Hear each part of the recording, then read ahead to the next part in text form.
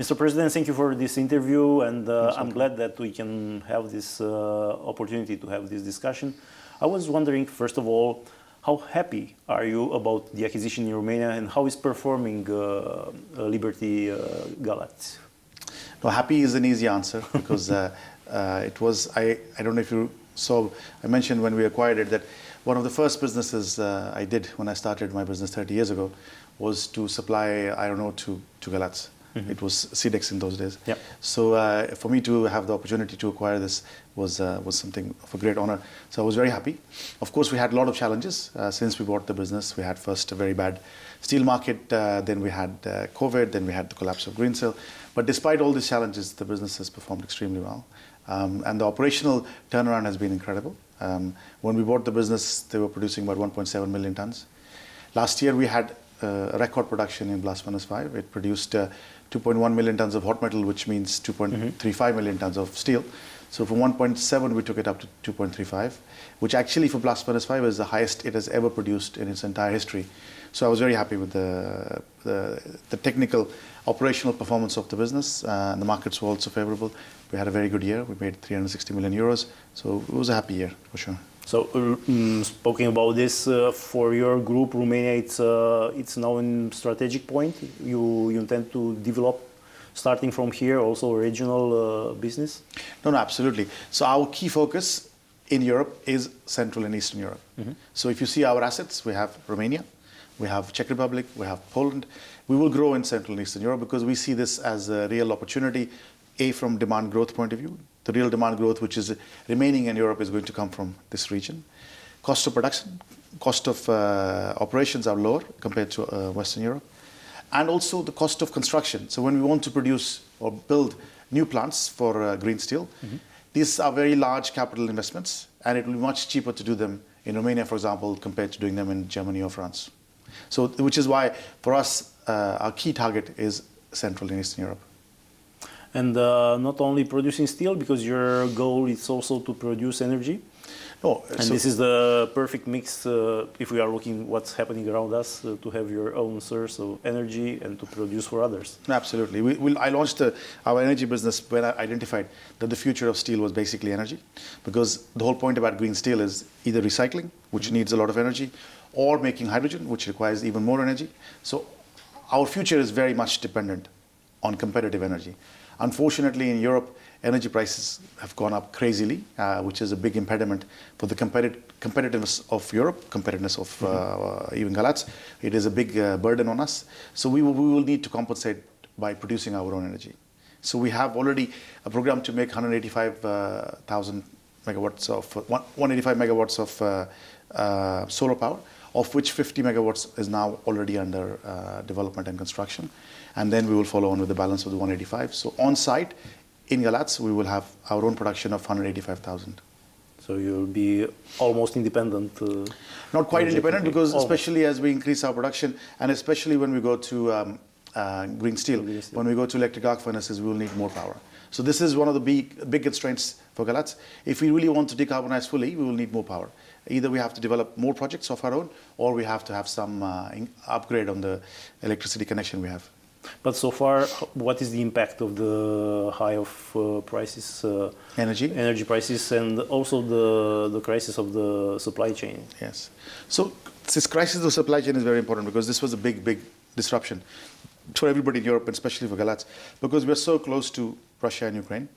A lot of our supply chain is depending on this region. And when the war started, it really was a big crisis for us to manage the disruption in supply chain. And as a result, we had to diversify. So we have diversified. Now we get supply from all over the world. But of course, this is more expensive and it takes longer. So it's not optimal for our production. Our supply chain has got longer.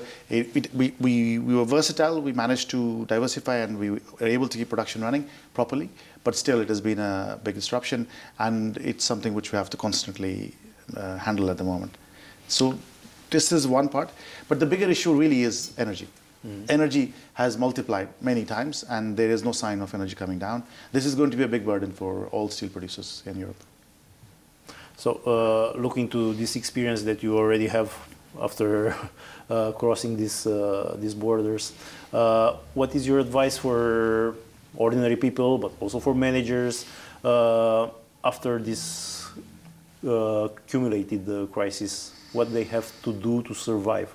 As I said, even the ordinary people. Yes. So in the short term, I think we have to be more efficient in terms of what we use, how we use it, when we use it. We can all make a difference. Each one of us can make a difference. We have to consume, simple things like not consuming things when you don't need them. We have got used to wasting. In the modern world, in the modern civilization, we all waste too many things. We waste too much energy. So being more conscious about what we consume is what we can all do little by little. But in the long term, it's about developing our own supply chains, not depending on other countries. So this has been the model of GFG, of Liberty, from the beginning. Always we have depended or tried to develop our local supply chains. So energy, for example, even before the energy crisis, we had our projects everywhere in the world where we believed that we should have our captive energy plants so that we're not depending on external factors and external shocks like we are experiencing now. So like this, all the supply chain which is existing, we should look at domestic supply chains. For us, on steel, for example, one of the key opportunities in Europe is recycling, because Europe exports 20 million tons of scrap. So we see a key opportunity all over Europe and also in Romania to recycle more steel domestically, which is domestic supply rather than importing coal, importing iron ore, which are also more carbon intensive but also more expensive and more unreliable, as this war has proven. And looking to the facts and numbers, do you think we have in front of us a long recession or depression, or how you call it? It's difficult. The future.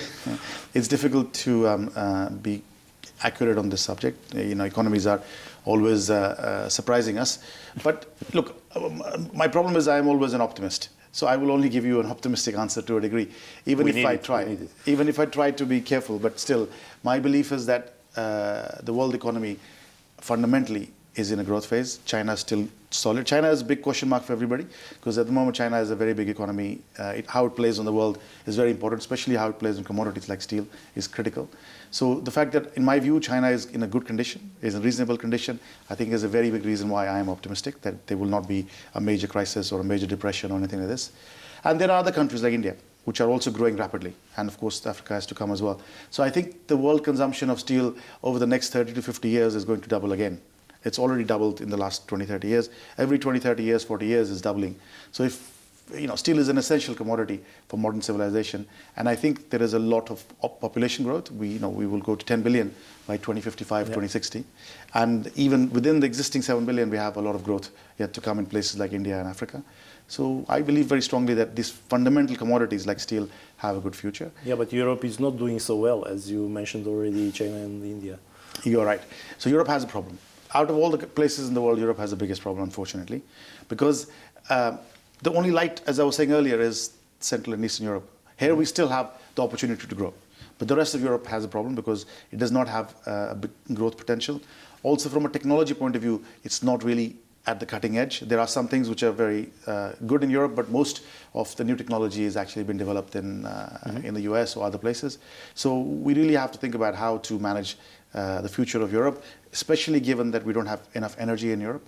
And we were depending on places like Russia, which now has become an ongoing issue, unlikely to get solved very quickly. So with high energy costs, lack of growth potential, Europe really has an issue, which is why, again, Romania is at the heart of the prospects for Europe.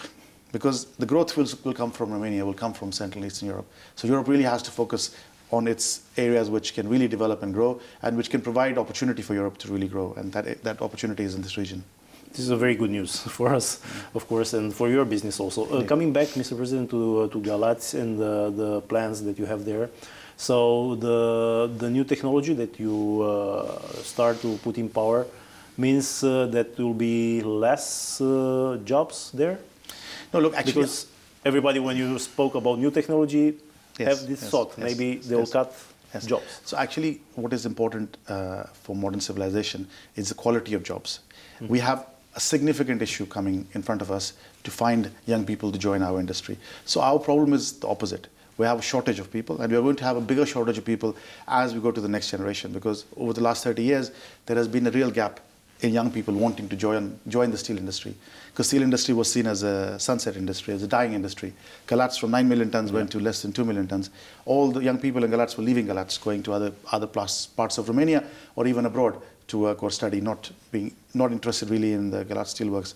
So our problem really is the opposite. We have to find a way to attract young people to our industry, to attract them to Galaţi, to teach them the new technology, to adopt this new technology, to show them the jobs, the opportunities which exist are superior because A, they are at home, and everybody likes to be at home, and B, they are in a new world, in a green world, in a technological world, rather than in old industries which are declining. Which is hot and dirty and dangerous and so on. You have already the Steel Academy, which is running, and now you have this new project with the foundation that you launched with your wife, the GFG Foundation, which is also on education target, yeah?